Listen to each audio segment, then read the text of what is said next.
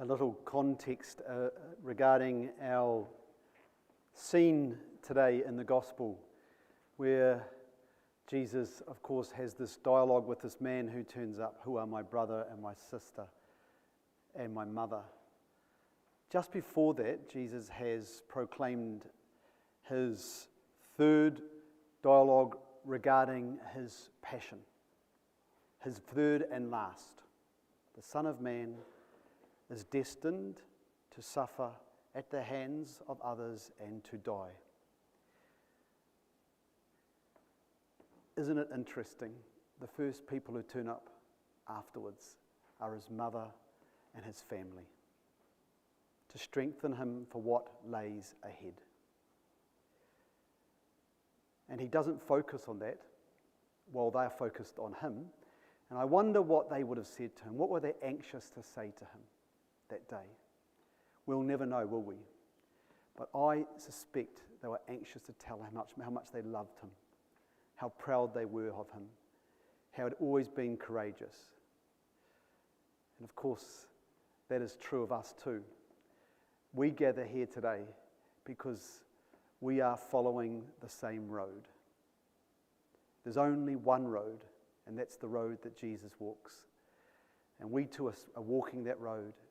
And we gather with each other, and we support each other, and we offer each other, and we encourage each other for that road ahead, whatever's asked of us.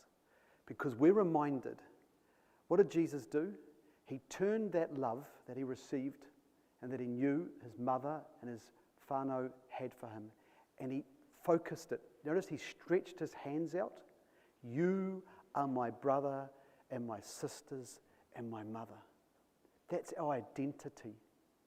I was listening recently to a Catholic psychologist, Dr. Gregory Bataro, and he said that in all his work in psychology, he said it always comes back to our self-worth. He said whenever he works with people, he often finds, this is true for many of us, that deep within us we have a fear that we are not understood and that we are in some way a fraud, that we're broken, and that if people found that out, they would be disappointed. We feel a deep wound of self-doubt. And he said he finds that again and again and again. I won't be putting my hand up today, but I have been known to put my hand up regarding those same struggles. We all do. But at our very core, we are sons and daughters of Jesus Christ, citizens of heaven. And Jesus was reminding those who gathered with him, you are my brothers, you are my sisters. And if we knew that to our core, what sort of light would we shine? What sort of gentleness that we heard in our first reading from Micah? What sort of good shepherding? What shepherding? And haven't we received it here in Taupō? Haven't we received it?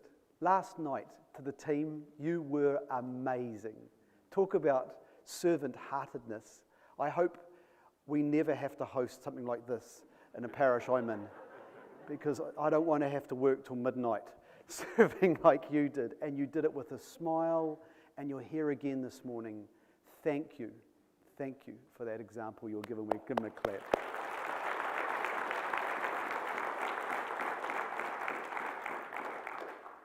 And then the kicker. Who is my brother and my sister and my mother? The one who does the will of my Father. And what's the will of God? Go back to the beginning of the gospel.